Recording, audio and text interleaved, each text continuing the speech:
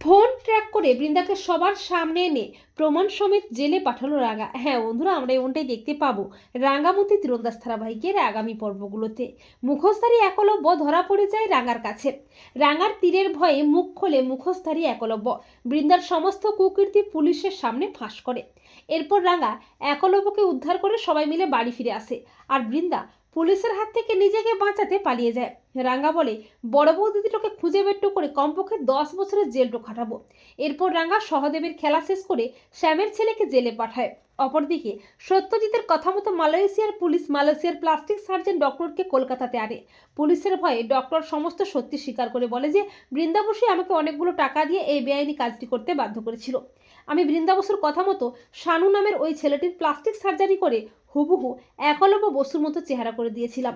এরপর রাঙ্গা সত্যজিৎকে বলে, যেভাবেই হোক বড় বৌদিদিটাকে খুঁজে বের করে অন্যায়ের শাস্তিটা ওভাকে দিতেই হবে। রাঙ্গার প্ল্যান মতো সত্যজিৎ ফোন ট্র্যাক করে বৃন্দার হদিশ পায়। এরপর সত্যজিৎ তার পুলিশ টিম নিয়ে যায় বৃন্দাকে অ্যারেস্ট করতে।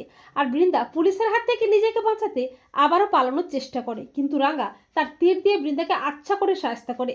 রাঙ্গা বলে, তোর খেলাটা শেষ বৃন্দা বসু, তুই অনেক অন্যায় কাজটা করেছিস, পাপ কাজটা করেছিস, তবে আর নয়, এবারে তোর পাপের ঘোড়াটা পূর্ণ হয়েছে, তোকে তোর অন্যায়ের শাস্তিটাও পেতেই হবে। এরপর সত্যজিৎ ও তার পুলিশ টিম প্রমাণ সমেত বৃন্দা ও প্লাস্টিক সার্জন ডক্টরকে অ্যারেস্ট করে। তো বন্ধুরা, তোমরাও এটাই চাও তো যে ফোন ট্র্যাক করে হোক বা যেভাবেই হোক বৃন্দাকে সবার সামনে এনে প্রমাণ সমেত যেন জেলে পাঠায় রাঙা? কমেন্ট করে এক্ষুনি জানিয়ে দাও তোমাদের মতামতটি।